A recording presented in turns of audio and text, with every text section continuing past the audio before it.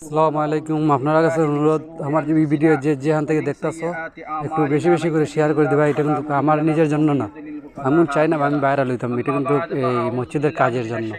এই ব্যাংকে একজনের তারা টেহাটা আটকে রয়েছে, ব্যাংকে এই না সেই করতেছে, অনেক টাকা এরা ব্যাংকে জমা রয়েছে, ব্যাংকে দিতেছে না।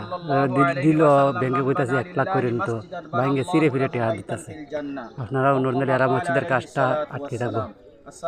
আবার বৃষ্টির সময় আইতাছে, কাজ করেন যেত না, ওরা এই যা ঝামেলা করে যাবো। এরাও আর এরা একটা মসজিদে নামাজ পড়ে, মসজিদে বৃষ্টি যদি দেয় তো বৃষ্টিগুলো মানে মসজিদের ভিতরে পড়বো, জামাতের উপরে। এই কথাটা বক্তব্য শেষ করলাম। আসসালামু আলাইকুম। যারা দেখতেছেন সকলের কাছে অনুরোধ যে আমাদের এই মসজিদ নির্মাণের অনেক কিছু টাকা ব্যাংকের মধ্যে আটকা পড়েছে, এই টাকাগুলো আমরা সব একসাথে যেন পেয়ে যাই, এই চেষ্টায় আমরা এই ভিডিওটি করতেছি।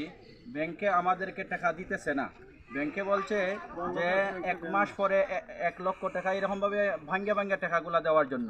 আপনারা দেখবেন যে শিয়রখাল উত্তরপাড়া জামে মসজিদ ভাঙ্গা হয়ে গেছে, আর অস্থায়ীভাবে যে মসজিদে আমরা নামাজ পড়তেছি, সামনে বৃষ্টি ঝড় তুফানের সময় আসতেছে, যদি এটা লেট হয় তাহলে আমরা এখানে নামাজ পড়তে পারবো না, নামাজ পড়তে আমাদের জন্য অসুবিধা হবে।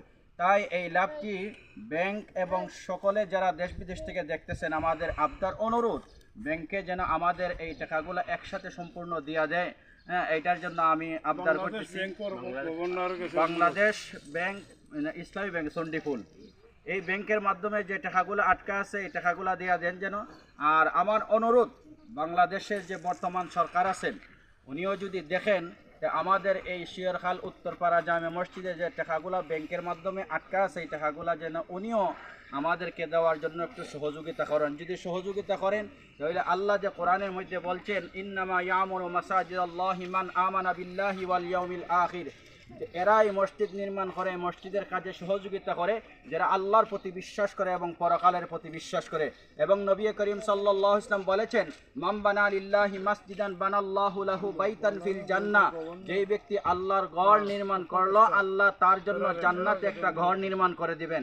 সুতরাং আমরা দেশ থেকে প্রবাস থেকে অনেকেই আল্লাহর ঘর বানানোর জন্য টাকা পয়সা সহযোগিতা করছেন, এবং দেশ এবং সরকার ব্যাংকের মাধ্যমে আমরা সহযোগিতা পাওয়ার পর